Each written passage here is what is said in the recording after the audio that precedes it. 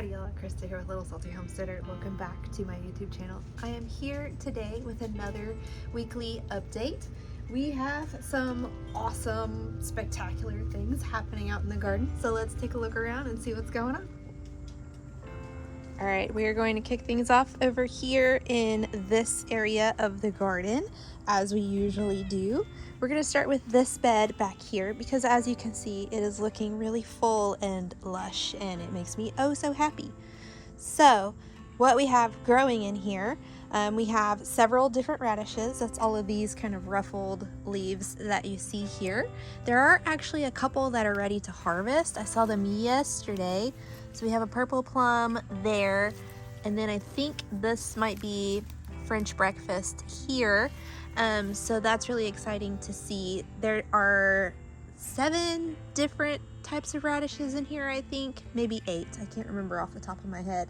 But we also have 3 different squash plants. So we have a green zebra zucchini here, and if you watched last week's weekly update, this is like twice the size that it was last week. So that's really awesome. And then we have a partial eclipse squash here, which is kind of like a patty pan type, and it has started to bloom. Now with these, they usually bloom the male flowers first, and then the female flowers will start a little while after that, and then they should start blooming kind of together after that. And then we have one more green zebra zucchini right here that is also starting to grow pretty quickly. So hopefully I get some squash out of this bed in the coming weeks. It should happen. I'm very hopeful.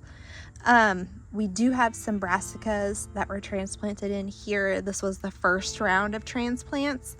They are not the healthiest of transplants, but they are starting to turn around and recover from the hot temperatures and extreme sunlight and all of that. So I have some labels on some of them. We have some cabbage here. We also have cauliflower there. We have some broccolis along the back. The plants in the back fared much worse than the ones in the front. So that is the purple magic broccoli there, and an ugly grasshopper. I see you. Rude. Then we have some Chinese yadfa broccoli there. Now those types are generally best suited for stir fries, so I'm really excited for those. And then we have a Chinese Napa style cabbage. That's a Hilton Chinese cabbage right there, if you can see that.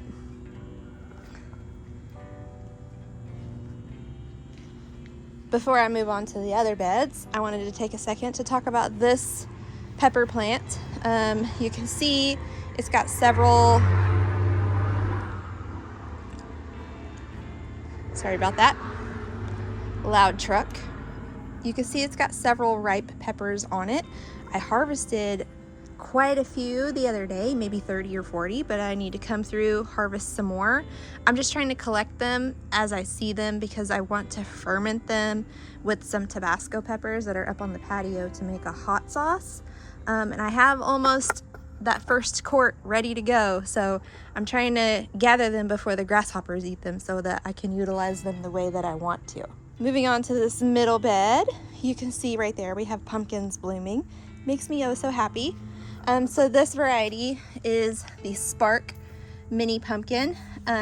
Just like the squash, it's going to bloom the male flowers first, which is what this one is here, and then the female flowers will follow after that. This is a semi-vining type, so you can see it is kind of trailing through the bed, but it's not going super crazy like a full-on vining type would be.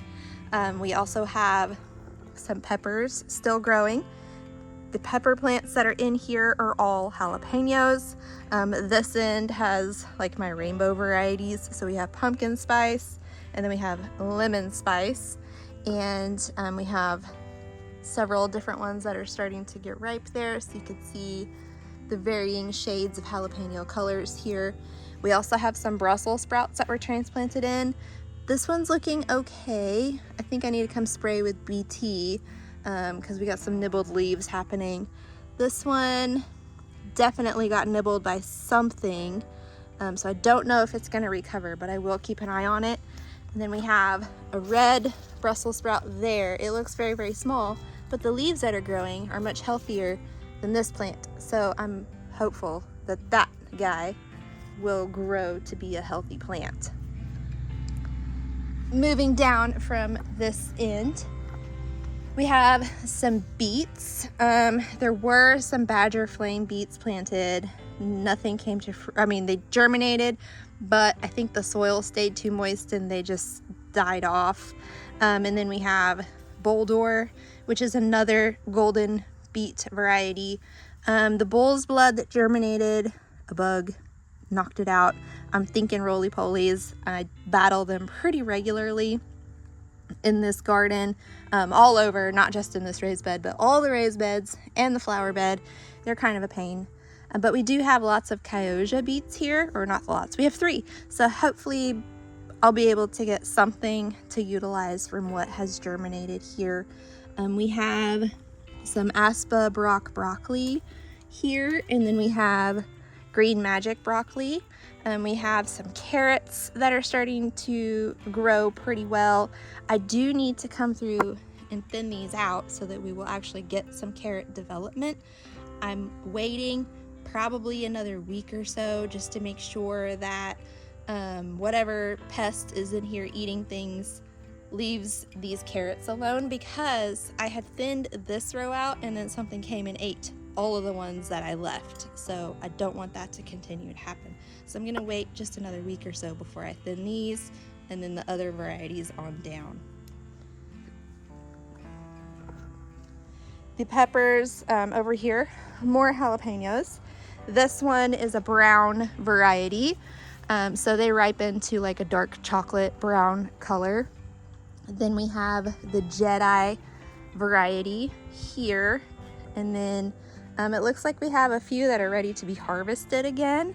And then this plant here is the Pantera variety. I see a pretty good size one right here. I'll try to show you if I can do it without breaking plants off. So that is the Pantera variety. That one is ready to harvest. And then we have early jalapeno over here. These are turning red whenever they're still quite small. So I haven't been harvesting them as heavily as I have the other ones. Look over there. We have a monarch on the zinnia. Let's see if I can zoom in. Sorry. Easily distracted by butterflies. How pretty is that? Okay, carrying on back to this bed.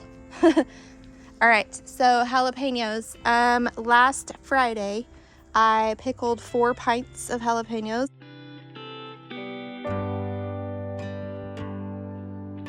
Looks like I need to come do another harvest. Maybe I will get another 2 pints or so. We'll have to see how many I get off of these plants. We have some, let's see, that was Green Magic. We have more Chinese Yadfa broccoli. We have Twister cauliflower, and then we have the purple cauliflower. That's this one, and this one. And then we have the Chinese Hilton head cabbage along there. We have another pumpkin here. This is the mandarin. I think it's a mini pumpkin. It seems like it is more vining than the spark down there. It is also blooming, as you can see. Now, this did have a female bloom, but there was not a male bloom that happened at the same time. So where it bloomed right here, this was not pollinated, so this will just fall off. But hopefully in the coming days, everything kind of regulates itself out, and then we have blooms that happen at the same time, and we can get some little mini pumpkins growing. Right over here in this bed where the monarch was just feeding off of the zinnias down there, and we have a ton of cowpeas growing. There are some leafy greens that got transplanted in.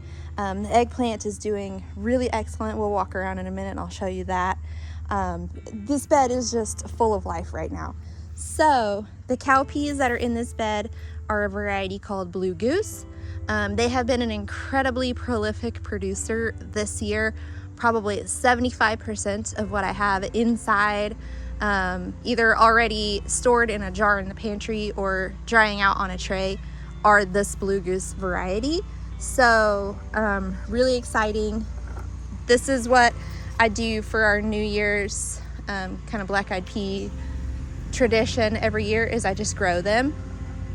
That's a pretty popular thing for, at least here in the South. I don't know about other parts of the country, but on New Year's Day we have cabbage, collard greens, and black-eyed peas.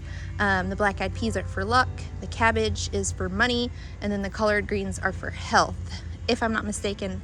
If I am incorrect, please correct me in the comments, but that's what I was always told for those three things. And then of course you eat pork and cornbread also for money. So what we have over here is literally like 2/3 of that New Year's Day meal, because we have the peas here, and then we have collard greens that were transplanted in here. So we have the variegated variety and then the Alabama blue variety. So you can see we have 3 Alabama blue, 2 variegated. That's going to be plenty for not only my family, but I'll be able to share with my in-laws, and if I see my mom in time, I can give her some too. I can share the love, basically. All right, I do apologize. I'm going to be competing with a lawnmower on the other side of that fence. On the other side is city property, so they're doing their maintenance over there. So I do apologize for all of the noise this morning. Some other things that we have going on in this bed, obviously more cowpeas all the way down. Let me see if I can get through here. This brown jalapeno. Here's the brown. Here's a ripe brown jalapeno there. So you can see it's a nice chocolate brown. I will harvest that later today. All right, now that I'm past that, so I saw one of the Blue Goose peas that is that's close to being ready. Maybe this afternoon that will be ready. See how the pod becomes a lighter green. It starts to get almost like a papery feel to the pod. We have a cucumber here. This is the Chicago pickling cucumber. This has grown significantly since last week. So if you watched last week's weekly update, isn't it looking so much better? We also have 3 varieties of kale in here. So we have blue curled Scotch, which is one of my favorites. We have rainbow lacinato, and then we have a frisee rouge down here in cowpea land. So there are so many different crop types here that feed us not only summer food with the eggplant, but we also have like fall and winter stuff coming out of here as well. Hopefully I'll be able to make Logan some pickles with this. We will see. But let's walk over here and take a look at this eggplant. So I harvested one yesterday with the full intentions of turning it into like an eggplant stir fry. We ended up having leftovers because we have a fridge full of black bean soup that I made the other day. But I wanted to show you. So these are really reaching a good size now. If you watched videos prior to this one, I was talking about how all of the eggplants needed to be harvested whenever they were relatively small. These are starting to reach like the grocery store size whenever they're ready to pick. And I'm just judging that based on the feel of them. This is still a little bit soft, so it's gonna get a bit bigger before it's ready to harvest. Same thing with this one. Whenever it's much firmer, that's whenever I'm pulling it off the vine. So we have 3 there. There was one more that was right here. Look at that. So this one will actually need to be harvested today. So just to show you that it's a pretty good sized eggplant. And then we have a smaller one there. So we will definitely be getting quite a bit more eggplant off of here, which is really exciting. So in terms of what to expect for the fall and winter portion of this garden, anything being transplanted for this side is already in here. So what I've pointed out this morning, that's it. There's not going to be anything else direct sown in here either, with the exception, well, let me take that back. There will be onions coming into these beds, but not until January. So the fall stuff is already in here. Nothing else is going to be planted on this side for fall and winter crops outside of those onions that I just mentioned. So as we approach that first frost date in mid-November, a lot of this stuff is going to come out. Obviously the zinnias, the marigolds, the basil, the eggplant, none of those things are going to be frost tolerant, so they'll be pulled out. There's that butterfly again. They'll be pulled out as we approach that first frost date. I'm hopeful that I can get a few more eggplant outside of the 4 or 5 that we pointed out. It just keeps coming back. That makes me so happy. So very exciting stuff coming for this area. Over here in this area, we still have the leaning towers of okra. I decided to leave them because they are still providing quite a bit of food for us. So I don't want to, you know, take away our food security just to get those plants off of the fence. I don't necessarily need to get back there for anything at the moment. So I'm content to just leave them, continue to harvest the okra off of them. You can see where some needs to be harvested there. Let me get a little bit closer. So it does get interesting to harvest, but it's not like the end of the world. It's not that big of a pain to try to get back here. So, sorry, that monarch is just hanging out and it makes me so happy. Anyway, it's not that big of a pain to get back here to harvest these things, and they do kind of help shade out some of the stuff that benefits from not being blasted by the sun so much. So I'm content to leave them, let them hang out until I need to get the brassica, the rest of the brassicas transplanted in here, and then we may need to revisit whether or not they get to stay. This is, you know, most of the summer I thought that this was a cardinal basil. It is not. This is Siam Queen Thai basil, and I can't remember how I figured it out or how I remembered, but this is, yeah, this is Thai basil. It's Siam Queen. I'm gonna grow it again next year because it has been beautiful all season long. It has a cowpea growing up through it, which is really funny. So the variety in this bed is pink-eyed purple hull, which you can see as the beans begin to dry out. They first transition to a red, and then whenever they're completely dry, the hulls are purple. So there might be one down there that we can take a look at, but I feel like I harvested them all yesterday around this stage. Oh yeah, so last week we talked about how I planted a bunch of carrots in here and I wasn't sure if they were going to germinate. So let me tell you what I did. I sort of cheated. So I put a bunch of carrot seeds into a spice shaker. I came out here and I just sprinkled them into the soil, and then I topped them with my Fox Farm Ocean Forest potting soil that I like to use for seed starting. And then I watered it in really well, and then I put a piece of cardboard over the entire section, and I wet the cardboard as well.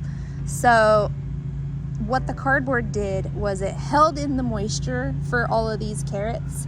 That was on Friday, and I pulled the cardboard off yesterday, which was Wednesday. Today's Thursday. So 5 days, and we had all of this germination. If these continue to grow as they are, like they stay healthy and roly-polies or whatever doesn't come wipe them out, then I will then come thin them out. The only downside is I mixed a bunch of carrot seeds together, so I have no idea what any of the carrots are going to be. The other carrots that I planted are in rows, so I know, you know, everything in that row is going to be this carrot, everything in that. But this is kind of all scattered around, as you can see by all the little chaos planting here. So this this kind of chaos sowing, it was chaos sowing because I just kind of sprinkled things everywhere, but it also was with intention because I did use the cardboard after that to try to ensure good germination. It can be a really good way to grow carrots because it's, you know, you're giving it a better environment to try to germinate in rather than trying to make sure the soil maintains consistent moisture with the sun blasting on it all day like it was previous to me putting the cardboard down. All right, over here we do have a few beets, but also a lot of volunteer basil. I will come through and remove all the basil. It's too late in the season for that at this point, and it's all from the Siam Queen Thai basil here. So the beets are going to be the Badger Flame and the Boldore. Hopefully the Badger Flame makes it all the way to harvest. I had a little trouble in the other bed that we discussed that didn't seem to affect the other beets the same way. Down here was some chaos sown radishes. So just like with those carrots, I put a bunch of radish seeds in a spice shaker or a spice jar. I came out here and I sprinkled them in, covered them with that same potting soil, watered it in really well. Look at the germination here. I didn't cover these with cardboard, I just left them alone. Tried to make sure the soil stayed pretty moist. This gets quite a bit more shade, so it was easier to keep the soil moist compared to over there that was in full sun. So I have a lot of radishes. I will come thin it out. Again, I'm just making sure that things get true leaves and roly-polies or whatever doesn't come wipe them out. But yes, this will definitely need thinning. Some more volunteer basil here. But look at all this food, and that was literally the easiest way to plant radishes. This variety of okra is called Baby Bubba. This is a shorter variety. It only gets 3 to 4 foot tall, as you can see. It has been a pretty decent producer for me all summer. It hasn't been as prolific as the white velvet okra trees there, but it has been more prolific than the other taller varieties that I planted. I don't have any more seeds for this, but I bought seeds for another dwarf type from Haas Tools. So we'll see if those are as prolific as these Baby Bubbas here. Over here we have 2 varieties of snow peas. So we have the Beauregard planted along the trellis, which is those right there. And then we have Oregon Sugar Pod 2, which is these right here, these shorter ones. These will only get like 2.5 foot tall, so I didn't plant them along the trellis because I just figured that they could kind of use these cowpeas for kind of support if they needed. Oh, but here is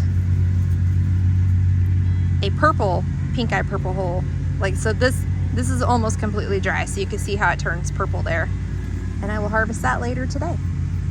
But yes, we have snow peas planted on this side of the trellis with some Thai green noodle beans that have been growing all summer. At this point, I am just letting all of the pods dry out. I'm going to save seeds. Of course, there's so many that I will share seeds with family and whoever, friends, whoever that wants to try to grow them. They're excellent in stir fries. Like that one is just about dry, maybe another day or so. Excellent stir fried. There is a YouTuber that I watch who grows them to fully utilize as dried beans. He says that they enjoy them that way, so I guess that's an option.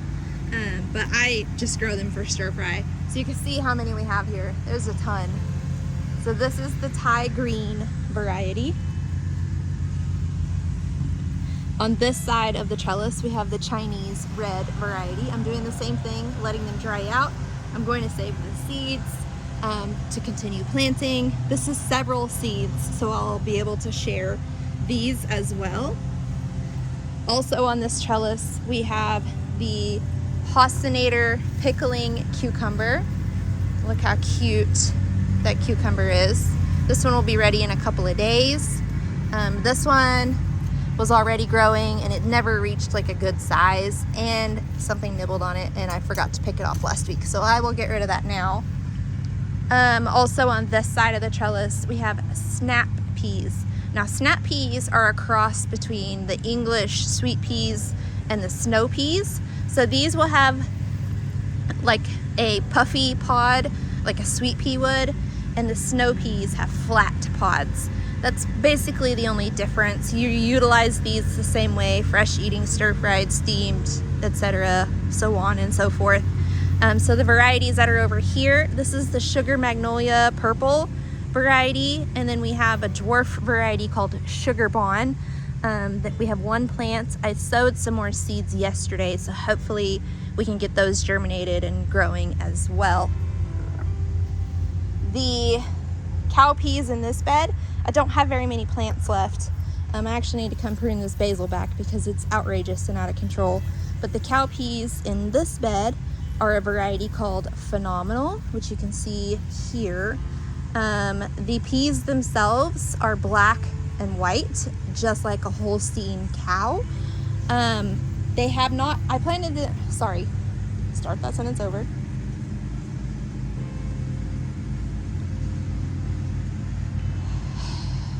I grew these last year in a different spot, and they were super prolific. They were probably the heaviest producer out of all of the peas that I grew last year. My intention was to have equally as many of these this year, but I had soil issues in this bed and that bed from a compost that I put in here to fill these beds after I extended them. So I have spent basically the entire season fixing the soil in these beds so that they would be able to grow future crops. So kind of the current crops aren't in as good a shape as they would have been if they would have been planted in a different bed. Lesson learned, not to utilize that company again. I have since applied a ton of fertilizer, more compost, more soil. I think next season these beds will be in much better shape than they were this season. So you can see here I have another piece of cardboard. This is where I sowed carrots Monday or Tuesday, I can't remember which day. And I did do these in rows. These are not chaos sown, so I can attempt to show you. So you can see the distinct rows, and then I have one front row that's running horizontally where the rest are vertically. I sowed some beets over here. So this is just a case of making sure everything stays moist while we have germination happening, and then check these in a few more days to make sure or see if there's any germination. And then once I do see germinated carrot seeds, then the cardboard comes off. So definitely a fan of this method after utilizing it down there at the other end. I just have to remember to be diligent about checking for the germinated carrots. Down here at this end, there are a few radishes, not as many as there are in that first bed. I have one more round of radishes that I'll be planting. I don't think I'm gonna do the chaos sowing again just because it's so thick. It's gonna be quite a bit of a booger to thin it out so that I'll actually get radish germination. I'll probably stick to rows. I just need to figure out where that's going to happen at.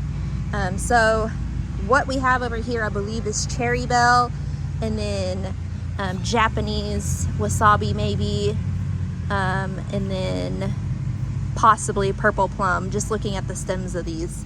I'm not 100% sure. I'll know more once we have actual radish formation.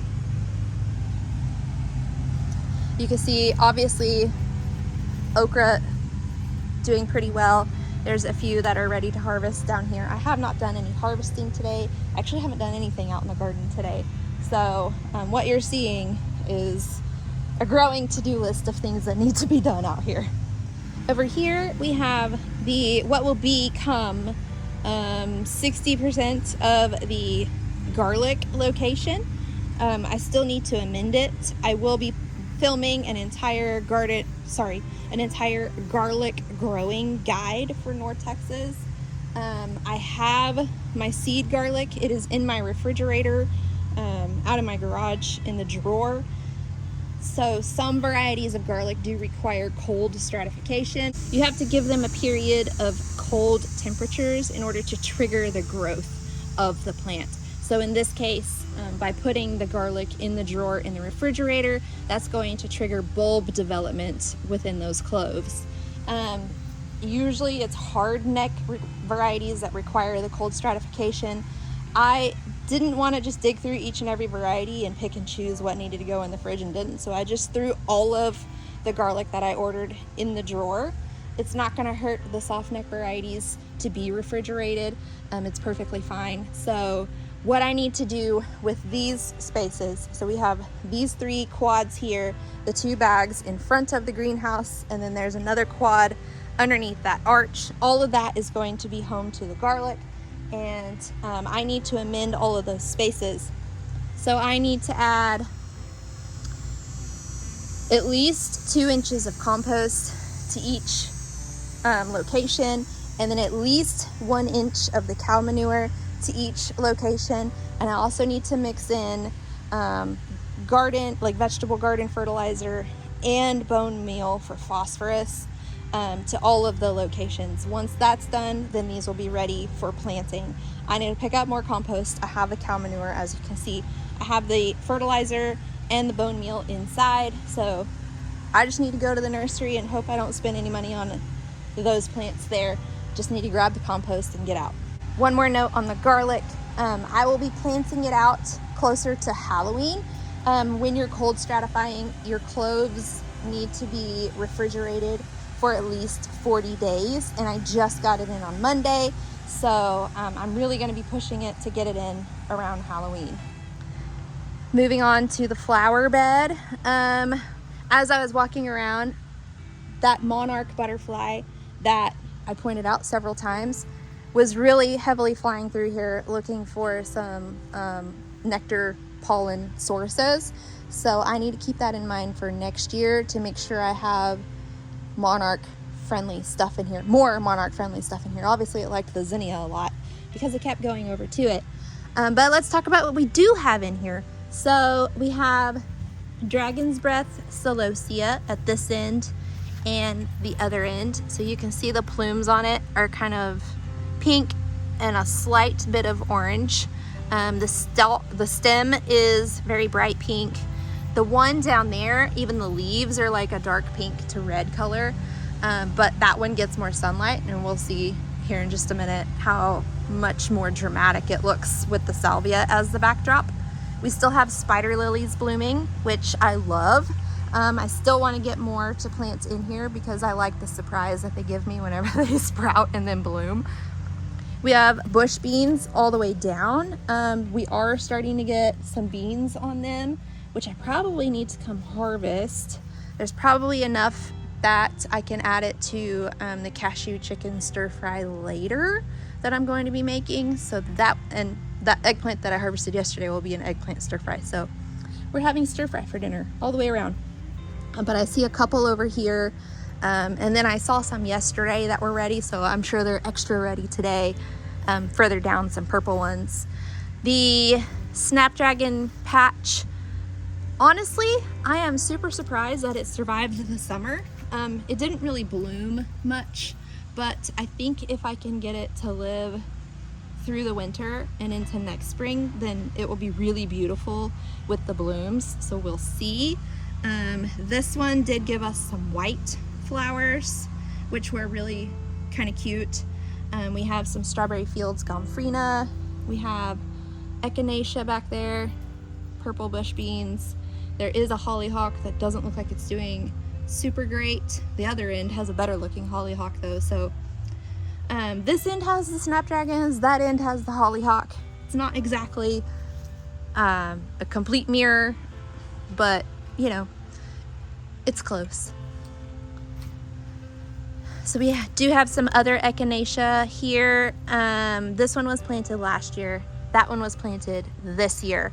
Typically, most varieties of Echinacea are second year bloomers, so that makes sense that that one hasn't bloomed, but this one has. Some more bush beans here. This celosia, I believe, is Sunday Wine Cherry. It got knocked over. I don't know if the dog ran through or the wind came through or what. I'm just letting it happen at this point. So the thing with celosia, it's going to self-seed. So as these flowers die off, it's going to drop the little teeny tiny seeds into this flower bed, meaning I will have a ton of volunteer celosia next year. I'm not necessarily upset about that because look how cute this is. And it will probably germinate in the spring and then give me really cool flower spikes all throughout the summer. The good thing about that is it's less area that I have to try to fill in with flowers that I start inside and then transplant out. So I'm pretty sure that's Sunday Wine Cherry. I have a few more varieties that I would like to incorporate into the garden next year, but I need to get the seeds for them. I have them written down. That is some more spider lily. I didn't plant that one. It spread from, I think, this one.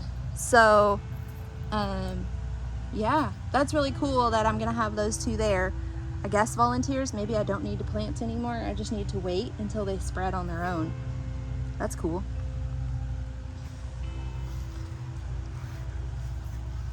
So this side, very similar to the other side, not an exact mirror like I was talking about, but here's some purple green beans there. Those are definitely ready to be harvested. More celosia, another green bean, purple bean, I guess. Purple bean, spider lilies, cosmos. There's the hollyhock that's doing pretty well. There's another hollyhock back there. There is an echinacea back there that I see that was planted this year, so maybe next year we'll get some flowers from it. Are you okay?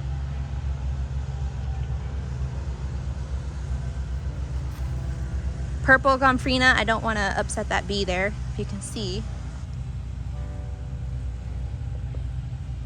You can see that bee there. I don't want to upset it, so I'm not gonna get down and point it out. Moving on around, there is the dragon's breath celosia that I was talking about that gets more sun. You can see the leaves on it are like a pink red and they look really cool and they're really dramatic against the salvia. And then we have the flower spikes here that are like a pink, red, orange combo that looks really cool.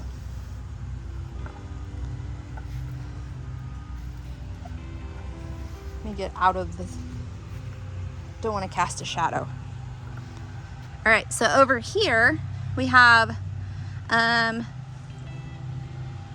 what I believe is perennial gaillardia. We have a few different types of gaillardia. This is the double sunset, I believe. I think that's the name of it. And then we have like the Indian blanket and the goblin varieties in here as well. And then we have echinacea right here. This is a first year bloomer. And I can't remember what type it is, but I planted it this year and you can see that it's blooming. So it's a first year bloomer. I wish that I knew what variety it was so I could tell you. I can try to look at my seeds inside and put the name up on here if I can figure out which one it is. More bees. Hello, bees. Otis, no. Ginger is still just trucking along. You can see we're still getting new shoots coming up from the base of the soil. So that tells me that we're gonna have some pretty good sized ginger rhizomes coming out of there whenever it is ready to harvest, and it smells really good over here. So that excites me. Gonna try to get up here without getting stung by anything. Hi, baby. Hi.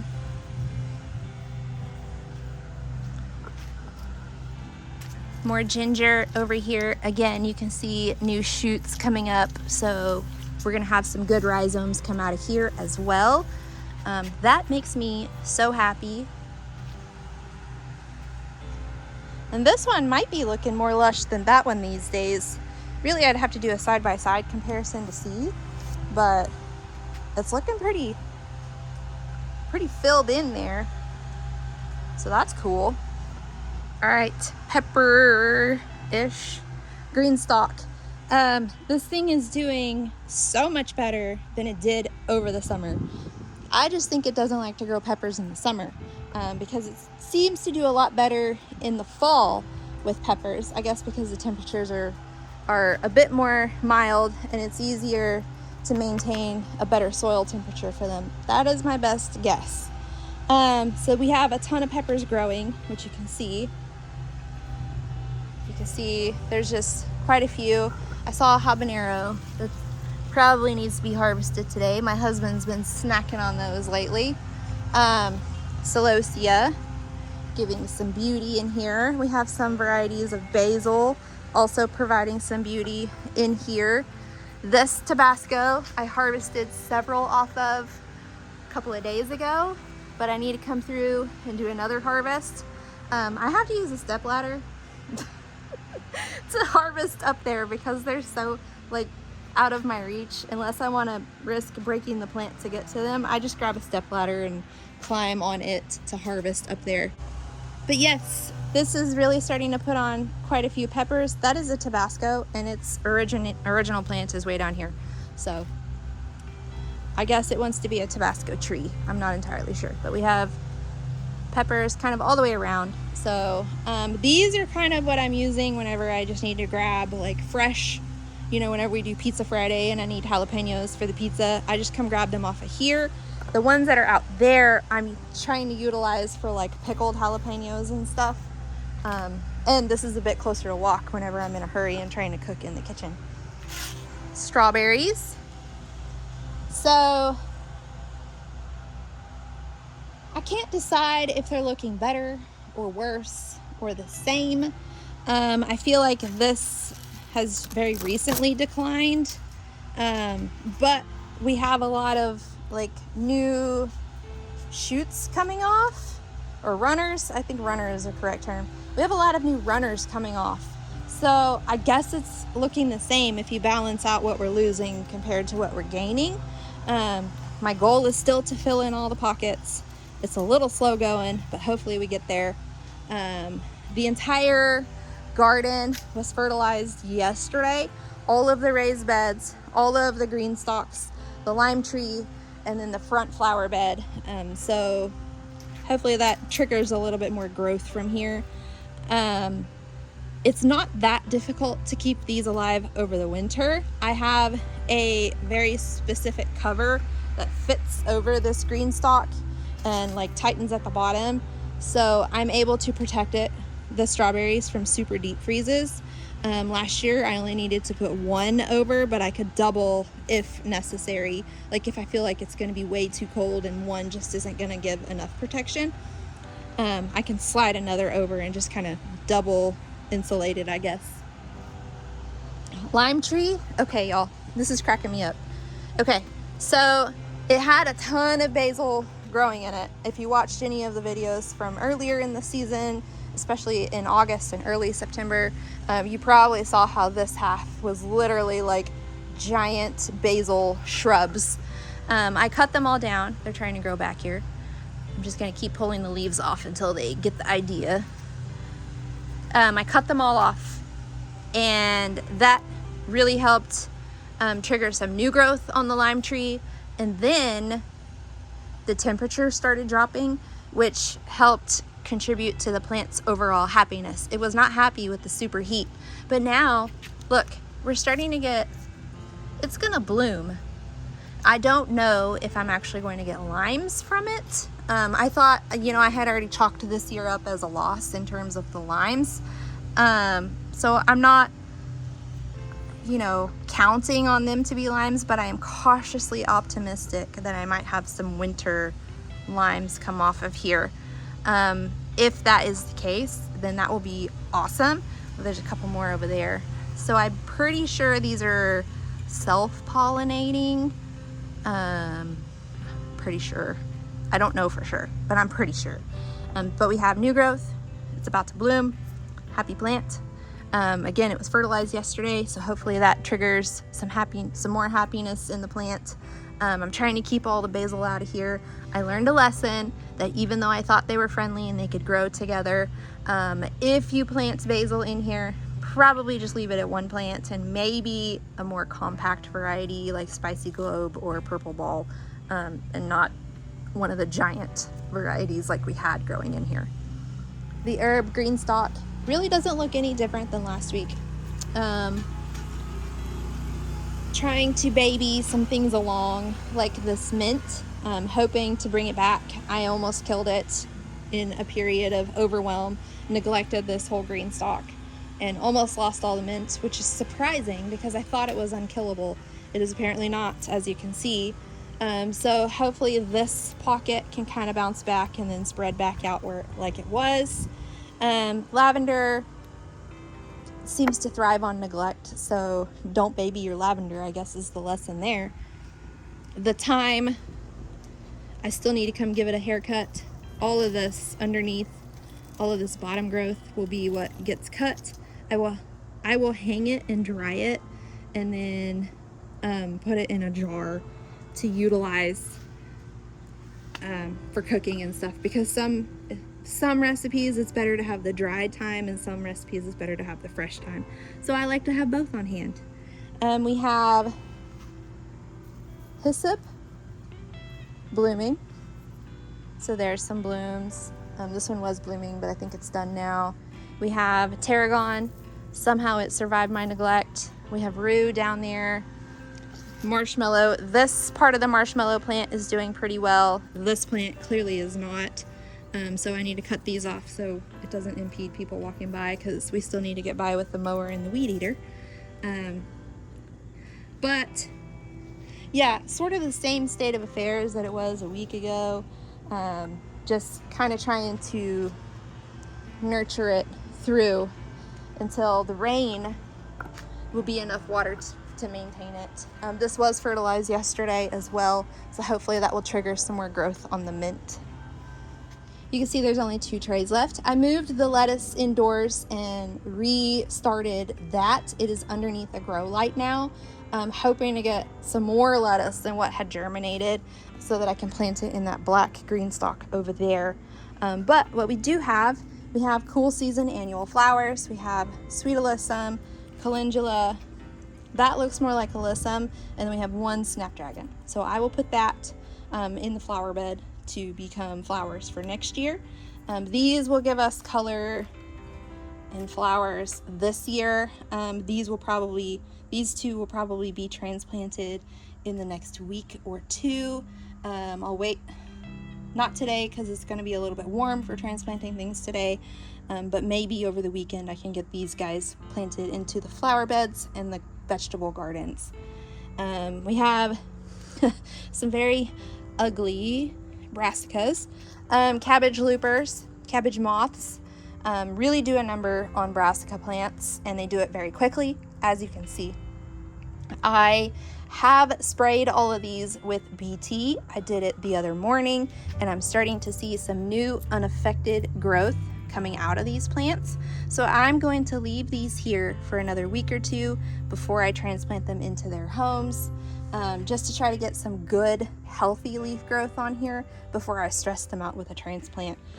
This feathered frills kale is actually just going to be an ornamental variety this year. We're not using it as a food source. I'm going to plant it in the flower beds, typically because in the winter there's not a whole lot going on in my flower beds, so I thought it would be nice to get some kind of texture in there. All right, update on the violas, pansies, and then of course that lettuce. All of those are underneath the grow light in my office. I did not set up a full shelf system. I kind of rigged just a precariously balanced grow light over the tray that has the violas, pansies, and lettuce in it. We are starting to see some much healthier growth coming from the lettuce. The violas and pansies I just uncovered Thursday or Friday, and then I put the grow light on them, so they're still very, very baby plants, but they should start to put on more leaves soon. They will be transplanted out hopefully in about 3 weeks or so they can get their roots established before winter frosts come. They are going to be frost tolerant, so I'm not too worried if it takes a little longer than 3 weeks. That's just my hope and my prayer. But I did want to update you on those plants. All right, but that is a look at the fall vegetable garden in early October. There's still a ton of food coming out of here every single day. There's food going in, not quite every day, but very recently there has been a lot of food that has gone in, so that's really great. As we continue to get into the cooler months, it will be really exciting to see how those brassicas and root vegetables continue to grow and develop. All right, but that's all I have for this week's weekly update. If you liked today's video and you'd like to continue to see how the garden grows and changes from week to week, please like, subscribe, and comment. Otherwise, until next time, go find a way to get those garden manicures. Bye!